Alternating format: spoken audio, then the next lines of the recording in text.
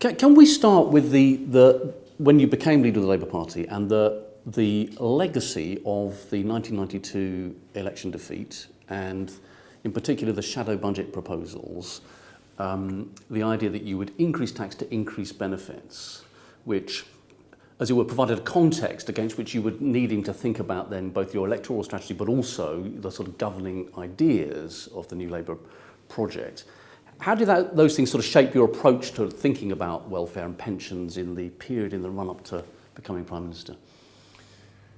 Before we won the 1997 election, and because we'd lost 4 elections in a row, we'd been out of power for virtually 2 decades.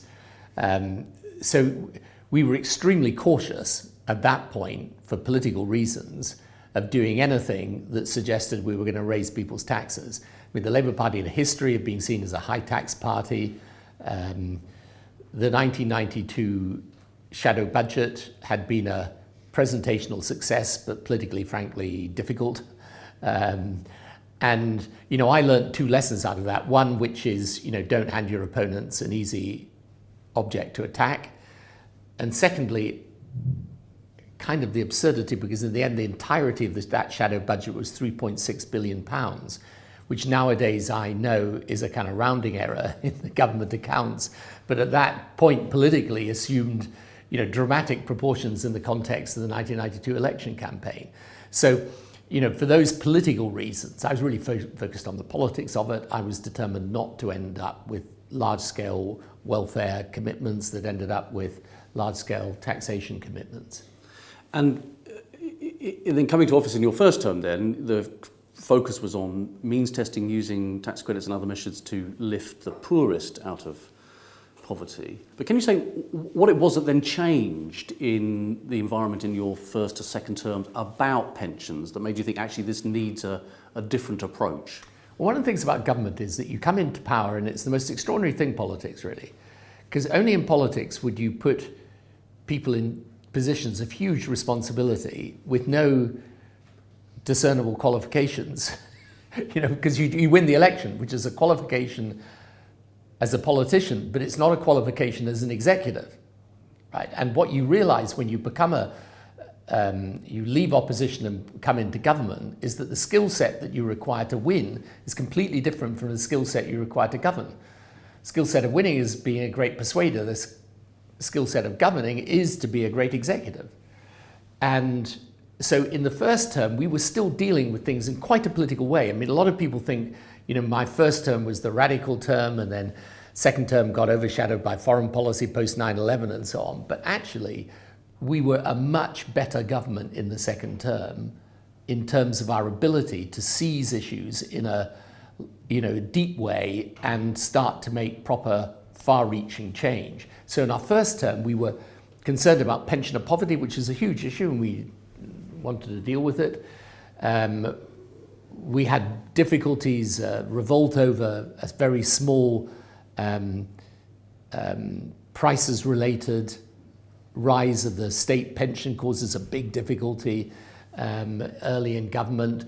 So it was much more a kind of tactical approach, frankly, on pensions at that point. It was only in the second term that I started to grapple with some of the long-term big problems that needed to be resolved around education, healthcare, criminal justice reform, and pensions and welfare.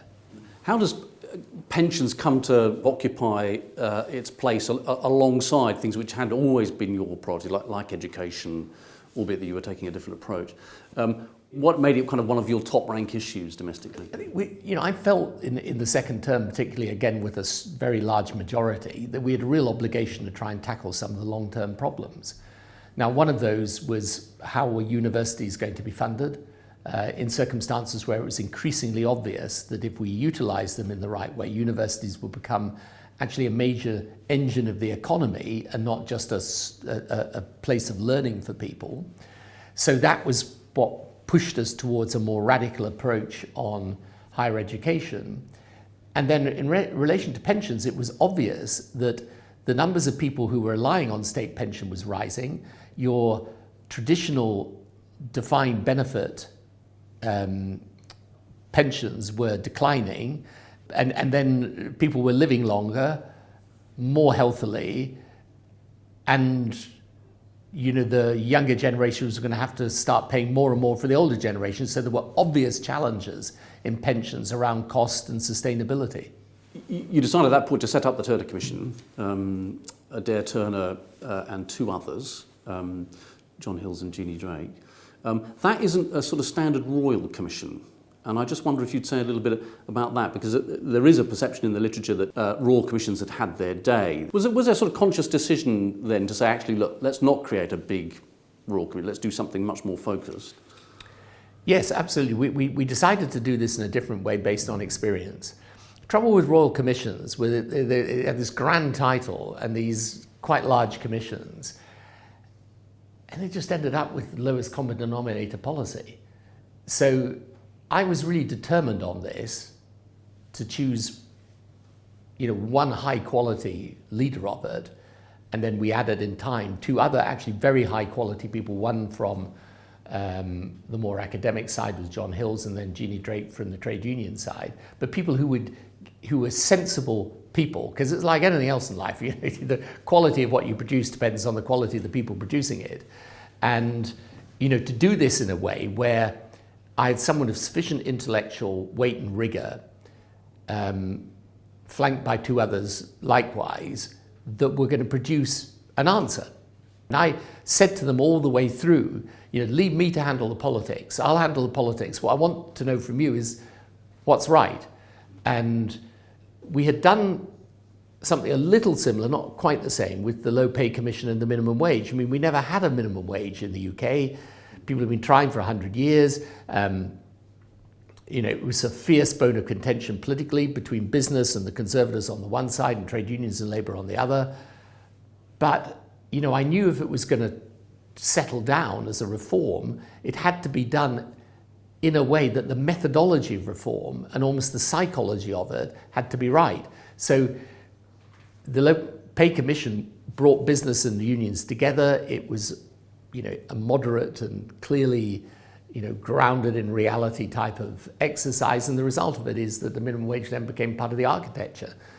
So I was influenced both by what I regard as not a great outcome on the Social Care Commission and what was a good outcome on the Low Pay Commission. And I wanted, in this instance, to have a commission that was small and tight and was clearly going to do great work. Let's move then to what happens when the Turner Commission starts to produce analysis and evidence and arguments. I just want to ask you a little bit about your ways of working as a Prime Minister, because this isn't something which is on the sort of delivery side. It's not a kind of Michael Barber stocktake process. It's not a drilling down into how a department is implementing an agreed policy. It's about a very, very complex and challenging area of policy where a new framework needs to be agreed. How do you go about giving yourself the time in what's a very busy, packed prime ministerial schedule to kind of address yourself to that, to kind of giving the political leadership that's needed? One of the reasons I do what I do now with my institute, which focuses a lot on questions of how do you equip leaders for today's world, and focuses on issues to do with governance. And making policy is a fascinating example of how you have to have the right process in and around the leader to try and do that. Now, what does that mean? It means, first of all, that the leader has got to have sufficient time to think strategically and to realize that politics is at a certain level a very intellectual business, and people constantly misunderstand this. They just think it's about political instinct and political decisions. No, it's actually, some of these problems are very complicated problems, much more complicated than you get in your average private sector organization. And it requires a deep level of engagement combined with very thorough policy analysis to get anywhere near the right answer when you're dealing with problems that require a change in framework, so that you're altering the given parameters of a particular policy area and you're going beyond those or changing them. So this is, over time, again, I realized I had to have a way of working that gave me time to really go into these issues in sufficient depth that at least I understood what the the essential elements were, and then could give guidance to the people that were advising me on policy as to how far we could go or how broad and challenging we could be. But all the way through, I've always thought if it's clear that your answer is properly grounded in a good analysis and a proper process of policy making, you're likely to get it through politically.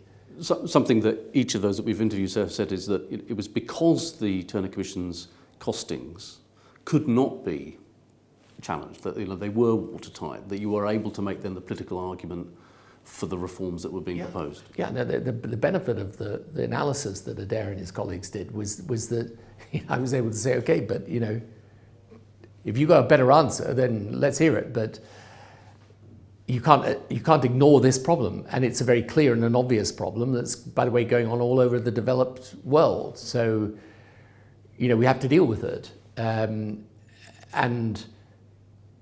that their remit. I was a little.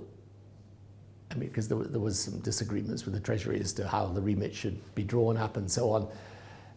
I was always encouraging them to just give us the answers and let's have a look at it. So just in terms of the run-up to White Paper in 2006, the Turner Commission had done its final report. Would you be spending 2, 3, 4 hours a week in meetings on this? What was amongst your key priorities at that time? Can you remember? Yeah, no, I think I was spending a lot of time on it, maybe even 5 or 6 hours in a week in the run-up to it. Because, it was such an important thing. And this is, when you're putting in place something like this is going to last a long time or not, it's a hard thing to explain to people because, frankly, you have to put a cold towel on your head to get in the difference between the basic pension and the defined benefit and defined contributions and state second pension and blah, etc. It's not easy stuff, but you've got to get a sufficient understanding so that you can grasp the politics and work out how to present it. But also, with something like this, you've got to be reasonably sure you're getting it right.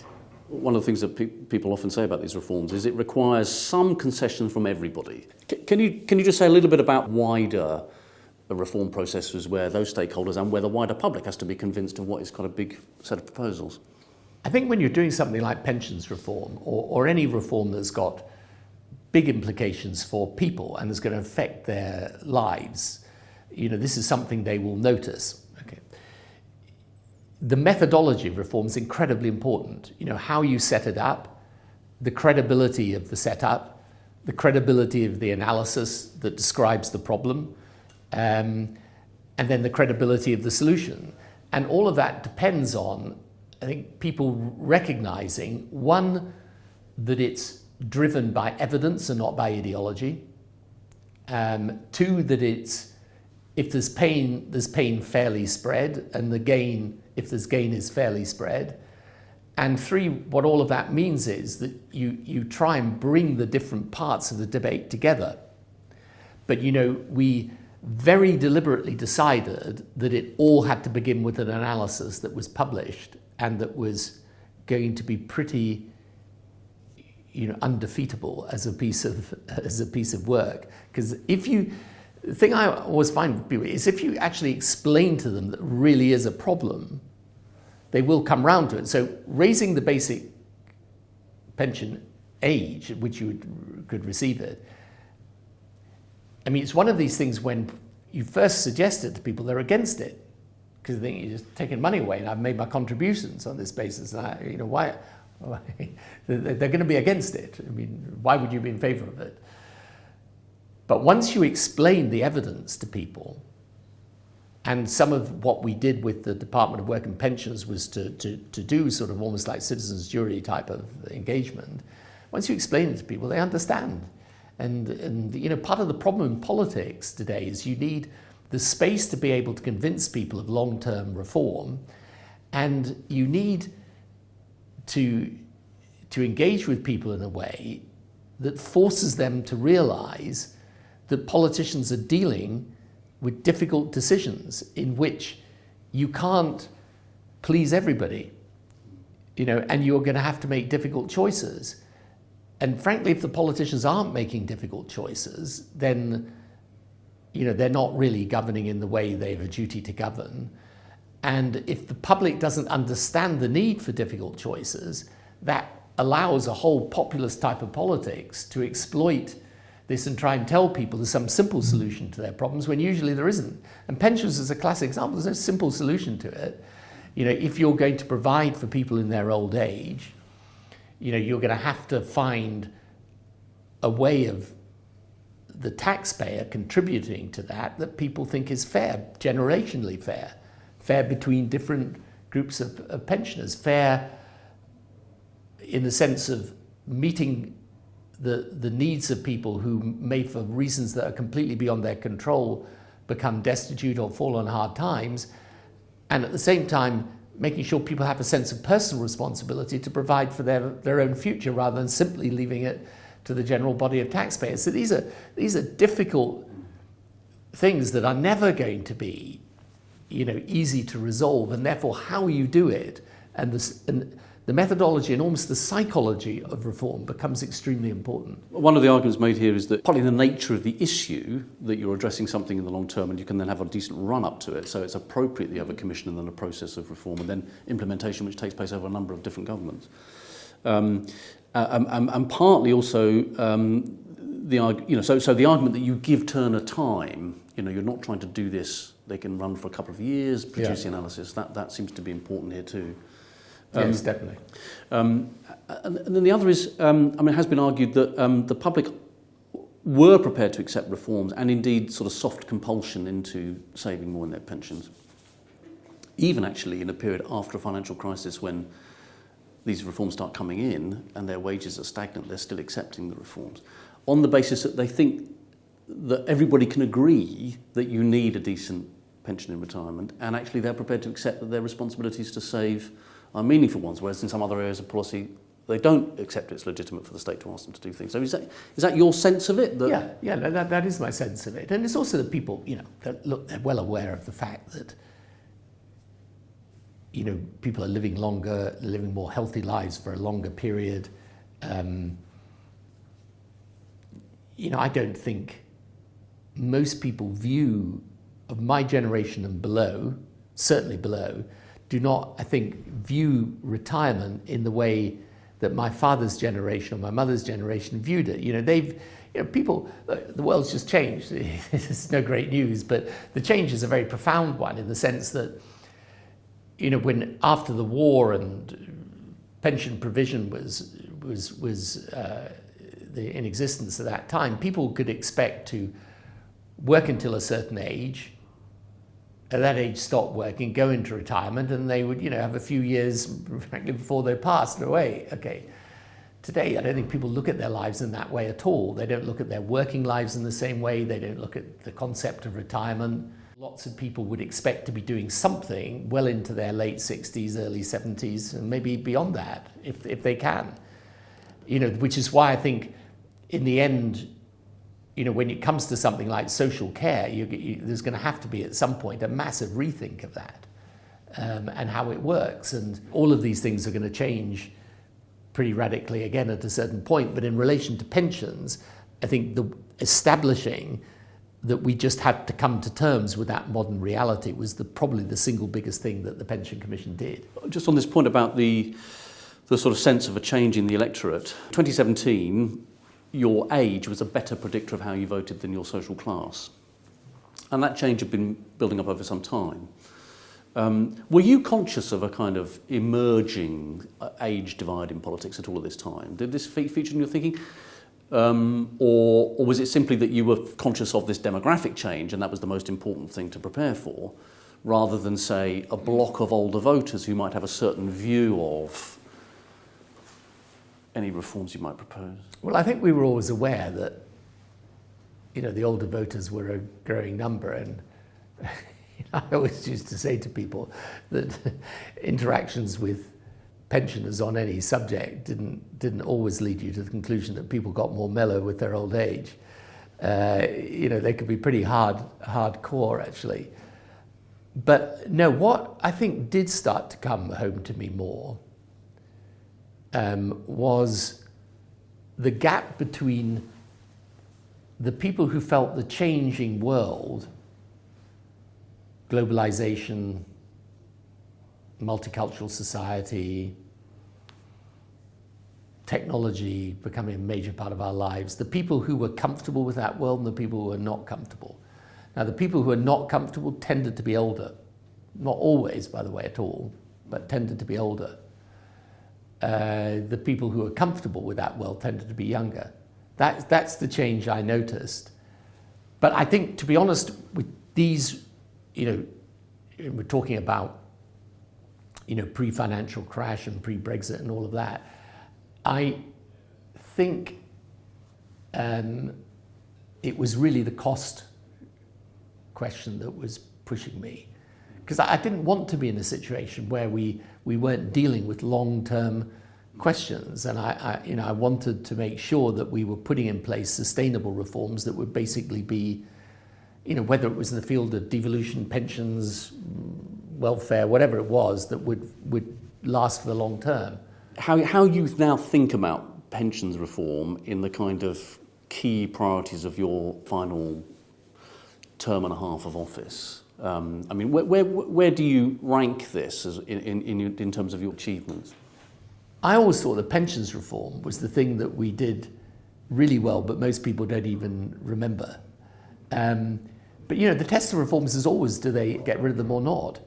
And pensions reform obviously has been built on, but it's the essential framework remains in place. Now, pensions reform, I think, is one of the things that we did in the right way and pretty much with the right result. And I think it does give you quite a good clue as to how you do these future reforms. And I think one of the big challenges for government now and going forward is going to be, how do you redraw tax and spending? How do you modernize your taxation system and modernize the distribution of your spending, as well as simply the amount of it? What are you spending on and for what purpose? What are you taxing and to what end? I think these are big, big questions. And I think the pensions reform that we did gives something of a clue as to how you might approach these things. And I think if I was back in government today, I would be doing a lot on this. And we tried in 2005 to do this fundamental savings review. It never really worked because there was too much disagreement in government over it. But I think if you were back in government today, you would be doing something that really is very fundamental about the future of the welfare state and how it operates. And the pensions, the methodology and psychology of the pensions reform is not a bad guide.